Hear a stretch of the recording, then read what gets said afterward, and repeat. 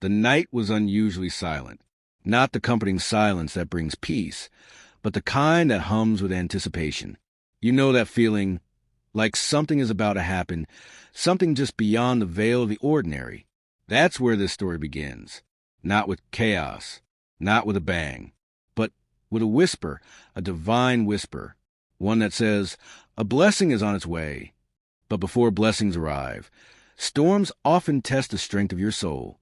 And for Sarah, the storm had been raging far too long. Sarah had always been the type to believe in signs. A flickering light, a falling feather, a perfectly timed song, all small nudges that God was nearby. But lately, everything felt mute. It was as if heaven had closed its windows and drawn the curtains on her prayers. Her job was gone. Her relationship shattered. Her health waning. Each day felt like quicksand, and the harder she tried to find firm ground, the deeper she sank. Yet she never stopped talking to God.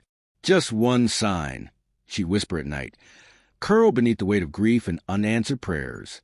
Tell me you still hear me. One evening, as rain lashed the windows of her tiny apartment and the world outside looked as broken as her spirit within, Sarah reached her breaking point. Tears streamed down her face as she collapsed to her knees. I've done everything. God, I've stayed kind. I've stayed faithful. But where are you? Lightning cracked the sky. But this time, something felt different. It wasn't a storm. It was a stillness after. The sudden and haunting calm that pressed its hand against her chest. And in that silence, she heard it, not through ears but through soul. The blessing is already on its way. The words didn't come from a preacher, a book, or a friend. They came from somewhere deeper, like a buried seed finally breaking through soil. But still, nothing changed. Days passed. Weeks. Sarah wanted to believe. She really did. But belief without evidence is the hardest kind. It's like standing at the edge of a cliff and trusting there's a bridge where none can be seen. That's what faith is, isn't it? The courage to move forward, even blindfolded. Then, something strange began to happen. The first sign was the envelope. No return address. No stamp. Just her name scrawled across the front. She hesitated, but curiosity won. Inside was a single note. Do not give up right before the blessing knocks. God. Goosebumps prickled her skin. She looked outside, nothing but the still gray world. But the message, it lingered in her bones. The next morning, her phone rang. A number she didn't recognize. Hello, she answered cautiously. Is this Sarah? The voice was soft. Hesitant. Yes, who is this? My name's Daniel. You don't know me, but my mother passed away last week. She was your old neighbor. Before she died, she asked me to give you something. Sarah's heart stopped. Mrs. Ellison? The quiet elderly lady from 3 floors down? She hadn't seen her in months. Daniel continued. She told me you used to help her carry groceries. Sit with her when no one else did. She said, you saved her life more than once. She left you something in her will. Sarah blinked, stunned. What? No, that can't be right. But it was. Daniel showed up later that day with a sealed envelope and a small jewelry box. Inside was a necklace, old and worn, but glinting with a cross and initials S.E. And in the envelope, a letter.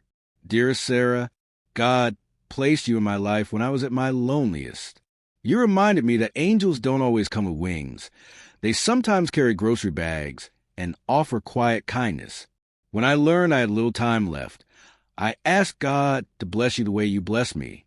Don't give up now. Something beautiful is coming. This necklace belonged to my mother. It said it passed through generations, always bringing miracles to the bearer. Believe, my dear. Just believe. With love, Eleanor Ellison. Sarah wept.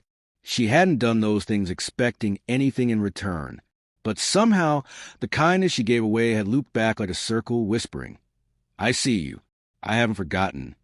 For the first time in a long while, Sarah smiled, not because her problems were gone, but because she felt seen. And then the dream started. Every night for a week, she saw the same vision, a field of wildflowers under golden light, and a voice, gentle, warm, not human, saying only, "Prepare, your blessing is near." The dreams felt too real to ignore. She began waking up with her heart racing, her chest filled with something new, hope. It wasn't blind anymore. It had roots. Sarah started making small changes, not because she had to, but because it felt right. She cleaned her apartment like she was preparing for a guest. She began painting again, something she hadn't touched since college. Her walls came alive with strokes of light and color, like her soul was bleeding joy she hadn't felt in years. She volunteered at the local shelter, not expecting anything, just giving again. And then it came, an email from a gallery she'd submitted work to years ago and forgotten about. "We recently revisited your portfolio." It read, "Would you be open to showcasing your art next month?" Her heart jumped. Was this the blessing? Maybe, but God wasn't finished yet. That night, as she walked home from the shelter under a sky dusted with stars, her phone buzzed. A message from a name she hadn't seen in years. Ben, her ex-fiancé, the one who left when things got hard, who vanished when her mother fell ill and she had to carry the weight alone. The message was short. "I've been watching your art online. You become someone extraordinary. I'm sorry I didn't see your worth back then." And just like that, the blessing showed its many faces. It wasn't just about success. It was about being remembered, being seen, being told, "You matter." Sarah sat at her window, necklace in hand, staring at the city below. The storms hadn't stopped. Life wasn't suddenly perfect, but something inside her had shifted, because now she knew. Blessings don't always arrive in the way we expect. They don't always wear crowns or come wrapped in gold. Sometimes they come in the form of a letter, a forgotten neighbor, a second chance, a message in a dream. Sometimes they come after the longest silence, as proof that God was listening all along. And maybe you, too, have been holding on in silence, wondering if God still hears you, wondering if your kindness mattered, if your tears meant anything. This is your sign. The blessing is not far. It's on its way. It's coming quietly, faithfully, just like it did for Sarah. All you have to do is not give up before the knock. Sarah's gallery night was approaching faster than she could process. The once forgotten artist was now being asked to step into the light, and she wasn't sure she was ready. For years, she had become comfortable in the shadows, speaking more to God than to people. But now, the blessing was beginning to take form, not just as a moment, but as a movement inside her. She stood in front of her finished painting, a tall canvas drenched in golden hues, bursts of blue and soft whites like whispered prayers. The painting was named Arrival. It wasn't perfect, but it was honest. It was her. On the night of the show, Sarah entered the gallery with trembling hands and heart, not expecting much. But the room was full, faces she didn't recognize, eyes fixed on the pieces she had poured her soul into. There was chatter, questions, praise, and then silence when Arrival was unveiled. A woman approached her, elegant and soft-spoken, with silver hair and eyes that seemed to see deeper than most. "You painted this?" she asked. Sarah nodded, shy. "I want to purchase it," the woman said. "But more than that, I want to offer you a commission. My foundation supports women artists from broken beginnings. Your work speaks of pain, but also a promise." Sarah was stunned. "Why me?" The woman smiled. "Because blessings always find those who endure. And I can tell you've endured." That night, Sarah walked home with her heart full and her hands trembling, not because of fear, but awe.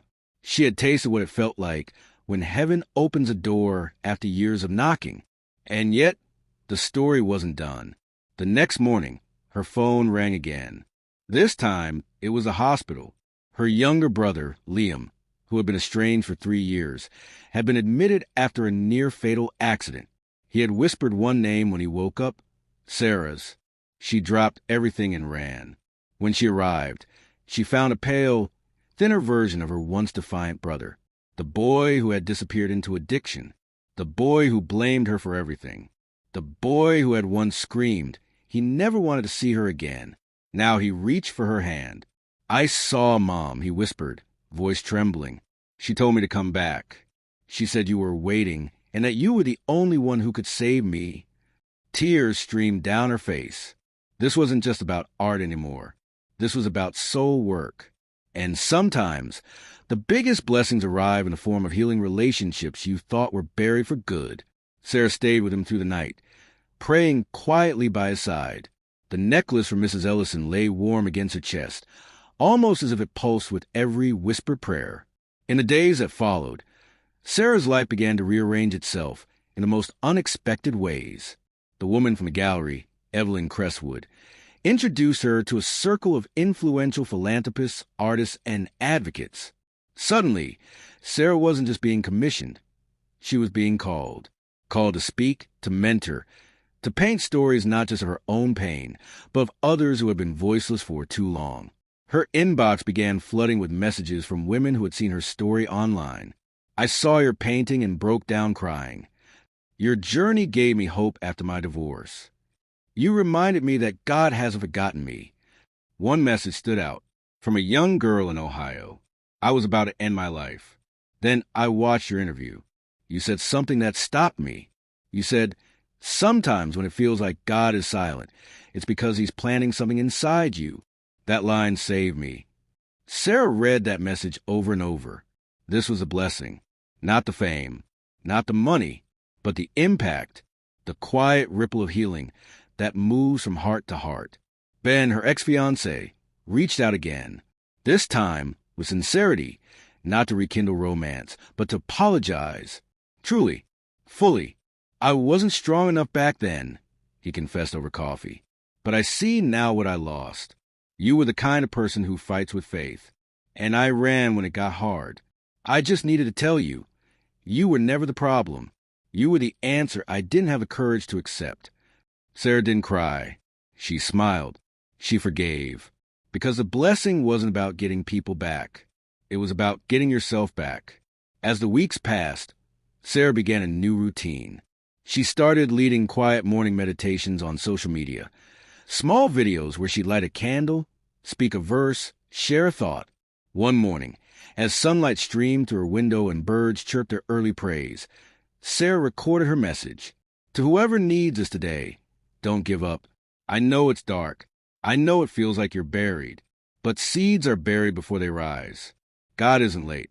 He's just building a story inside you that requires a little more silence and a lot more faith. The blessing is not a fantasy. It's a promise. And promises from God don't expire. That clip went viral.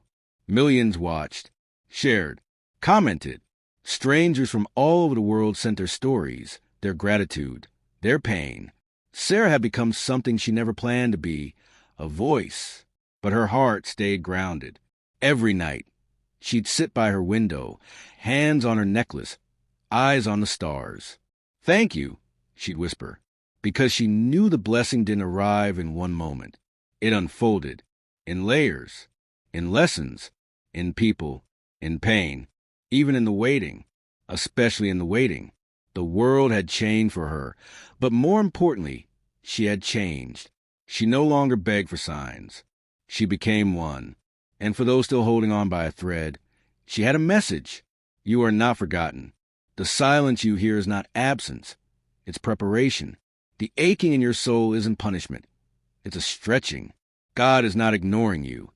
He's working on the exact moment when heaven and earth will collide to deliver what is your name on it. But you must hold on. The night before her foundation launched, a nonprofit named Whispers of Grace, Sarah received one last letter. No return address. Same scrawled handwriting. She opened it slowly, heart full. Dear Sarah, the blessing has arrived.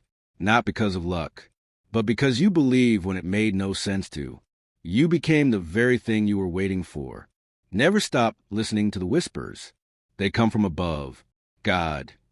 She pressed the letter to her heart. She didn't need thunder. She didn't need miracles in the sky. Because the blessing was already here. She was the blessing.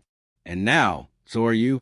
So if you're listening to this and your soul is tired, if your hands are empty and your heart is heavy, if the world has gone quiet and your prayers feel lost in the wind, remember this. A blessing is about to arrive. Not tomorrow, Not maybe, not if you're lucky. It's coming. It's already in motion. All that's left is for you to not give up before the knock. Stay ready, because heaven never forgets, and God always keeps his promise.